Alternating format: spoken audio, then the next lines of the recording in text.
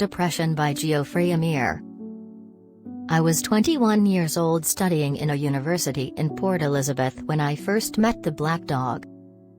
I was confused about when it all started. I was sure I was in a state of flourishing in positive psychology when on Easter vacation.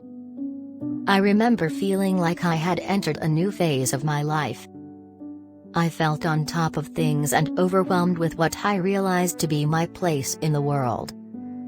And then the black dog came to visit me, at first in what we all mistook as exam stress. Someone told me it was a common thing amongst students at this time of the year as common thing.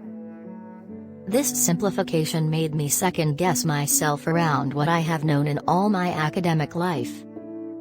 That feeling meant I couldn't do the exams and couldn't concentrate on cramming psychological studies and sociological analyses into my brain. Nothing I wrote made any sense, even when I recognized my decent work. It was all too much for me to handle.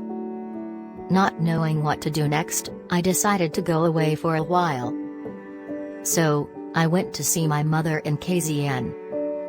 I told her that I needed a break before going back to Nelson Mandela University. After visiting my mother, I went back to Nelson Mandela University, hoping that I would be better. Those physical symptoms were worse, the immeasurable loneliness. But I found myself waking up at unearthly hours and not able to drift back into sleep. I felt disconnected from my closest friends and even myself.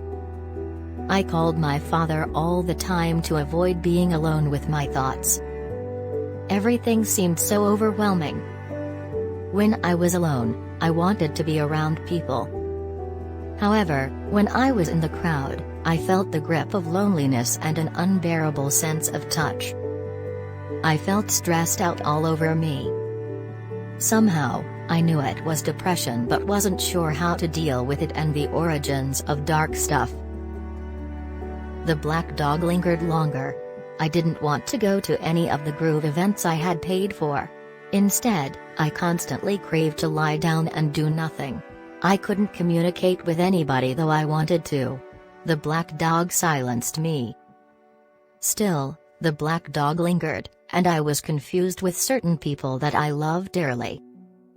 Though I tried desperately to reach out to anyone who would listen, all I could talk or think about was my anxiety until I felt comfortable with proper medication from a psychiatrist I could trust.